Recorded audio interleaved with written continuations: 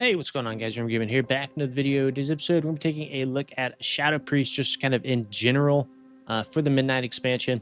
We're mostly going to be focused around Mythic Plus, but you probably, if you're only a raider, you could still probably watch the video because we're going to be talking about the spec as a whole more than anything. But once we get into like some of the rotational stuff, it's going to be heavily catered towards Mythic Plus. Now, one of the first things I'm going to start out with is where is Shadow Priest looking to sit in Mythic Plus? Now, just kind of take this with a grain of salt, and you're really not looking at a tier list unless you're a very high end player. But from I do think it's still interesting to know where a spec sits in a tier list, because a lot of people follow them very closely, even though they're not 1% player, top 1% players or whatever. People always want to know what the meta is, so that's why I include it on my videos. So Shadow Priest is not in the meta at the moment. We are sitting at C tier. We're kind of in C tier with like BM Hunters, Windwalker Monk, Rep Pally, Feral Druid. Thankfully, we are performing better than Arms Warrior. Just about everything is performing better than Arms Warrior right now. But there are some shortcomings of the spec.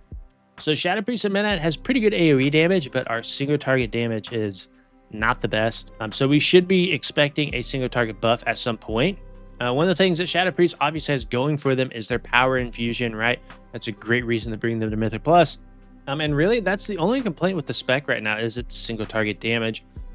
So if we do get a bump in single target damage, the spec could easily go up to A tier. A lot of our damage is, of course, going to be coming from Psychic Link. So as long as there's not any nerfs geared towards Psychic Link, and we receive those single target buffs, then the spec has potential. Right, because we do bring some pretty decent utility. We bring PI, we bring Powered Fortitude, we bring Mass Dispel, Psychic Scream, Mind Soothe. So overall, it is in C tier, but it's not like the spec is just downright bad. They just literally need to adjust some tuning knobs, in my opinion. So let's talk about some of the changes that happened to Shadow Priest. So we did get some new Apex talents, and these Apex talents are going to dramatically enhance our Shadowy Apparitions. The Season 1 tier set is also going to provide some bonuses that interact with them. And what this means in practice is if you're still leveling a Shadow Priest, Shadowy Apparitions are quite a bit weaker while leveling. And to be honest, they're downright terrible when leveling. But once you reach 90 and you unlock the full set of talents, they do become more relevant again, especially once you get that tier set bonus. But the spec does get better once you reach level 90. I actually leveled as Shadow Priest on my main character, and the leveling did not feel very good in my opinion, at least just compared to a lot of the other specs, especially from like a survivability standpoint. But once I hit 90 and actually got some gear, it did feel a lot better.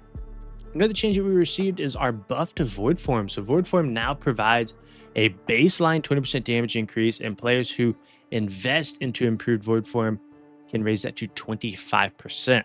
So previously, this only granted 10% damage, which made it feel a little bit underwhelming to go into your Void Form. And the new numbers basically increase the damage of the ability by 10% overall, which is a meaningful improvement. That being said, not every ability landed in a great place. Shadow Word Death is currently pretty weak. Right now, this barely outperforms like a filler spell like Mind Fillet.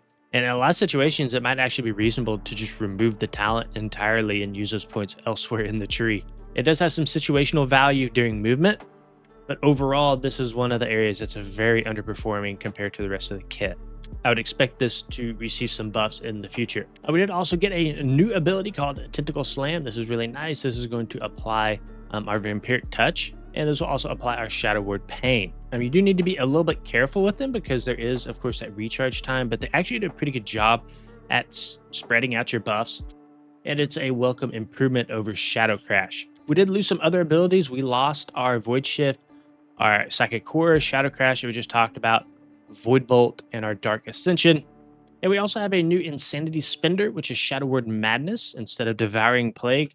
This does put a dot on the target that deals damage and also heals you for a % of the damage dealt.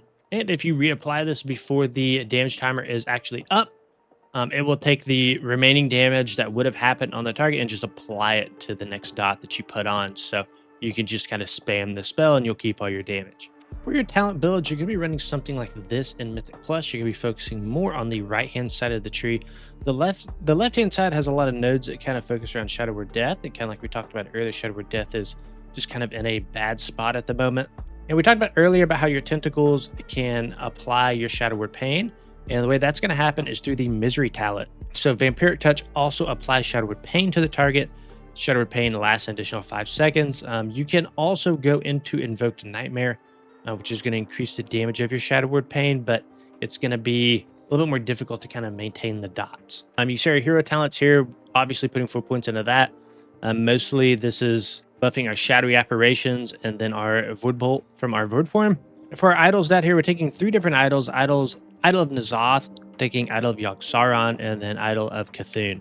Another reason we focus heavily on the right-hand side of the tree is because there's a lot of buffs to our Shadowy Apparitions. So we have our Special Horrors. So Shadowy Apparitions will 50% increase damage to targets affected by Shadow Word Madness. Right, that's our Insanity Spender that we talked about earlier. And then also Auspicious Spirits. Shadowy Apparitions do 50% increased damage and have a chance to generate 1 Insanity. We actually have 2 more above here. I mean, all 4 of these talents all go into our Shadowy Apparitions. So Haunting Shadows, as well as our Phantom Menace. We're also running the Archon tree, right? So that's going to give us the Halo, and then we're also getting Divine Halo from the very bottom node here. And this is going to kind of give that Halo like a ping pong effect. And it's going to be a decent amount of healing and damage. Some of the new nodes that we have here is Focused Outburst, so Void Volley damage increased by 15%.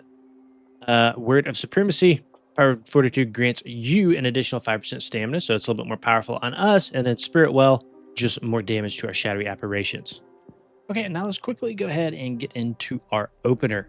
So the way it works is we have an opener that we kind of follow, and then we get into more of like a priority-based system, just kind of based on what's happening during the fight. So probably the biggest amp to your damage will come from using your cooldowns properly. So like we said earlier, we'll be running Misery so that our Tentacle Slam can apply our Vampiric Touch and our Shadow Word Pain. So you'll see that in the sequence here, we have Shadow Word Pain, but you can just completely ignore this because due to Misery, right, it's going to apply it through Tentacle Slam. So let's go down to the sequence here, and it might make a little more sense. So with the sequence, you want to pre-cast your Mind Blast on pull. So as the pull starts, your Mind Blast should be going out. That's going to get you a little bit higher up on the damage meters. And it's basically giving you a free Mind Blast throughout the encounter if you time that correctly. So start out with Mind Blast. Then we'll go into a Tentacle Slam, which will apply our, again, Shadow Word Pain and Vampiric Touch. Up next, we'll go into a Halo. And this is where we're going to send all of our cooldowns together. So our Halo, our Void Form, and our Power Infusion. Now, Halo's on a 1-minute cooldown, a Void Form a 2-minute, Power Infusion a 2-minute. So these 3 technically should always line up. You might find yourself in a weird situation where your Halo gets off from your Void Form and your PI. That's okay if that happens. Mainly, though, you're going to make sure that Void Form and PI always line up. They're on a 2-minute cooldown. They're going to give you way more damage than something like a Halo. But again, if you can get it to line up, go ahead and do it. Send these 3 together.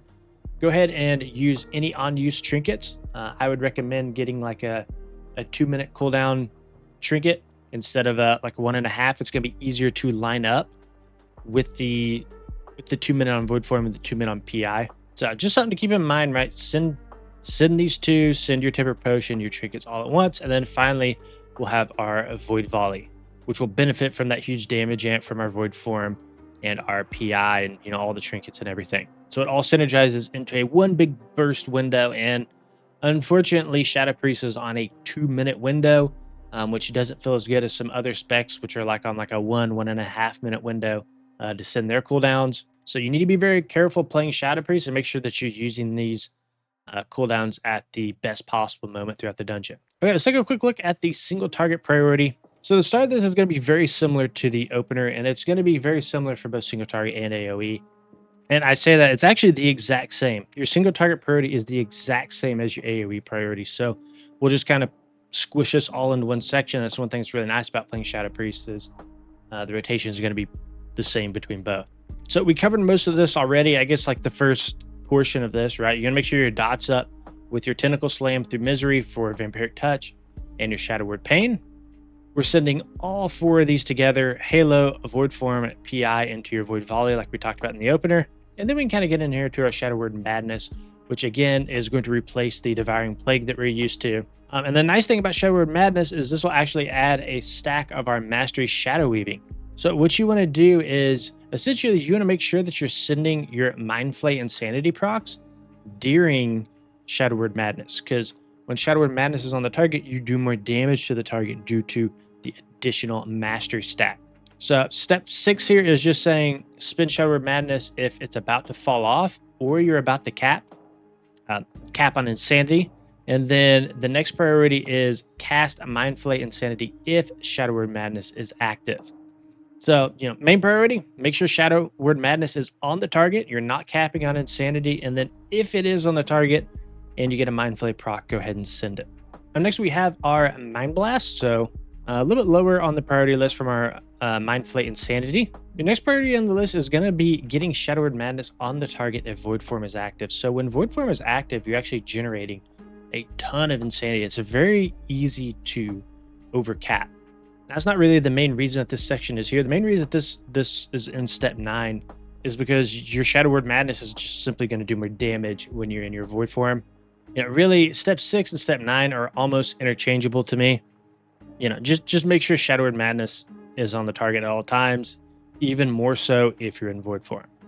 Step 10 here, you can use your Tentacle Slam for movement phases, or you could just go ahead and send it if there's no additional targets to dot. This will also generate Insanity for us, and it will do a decent amount of burst damage.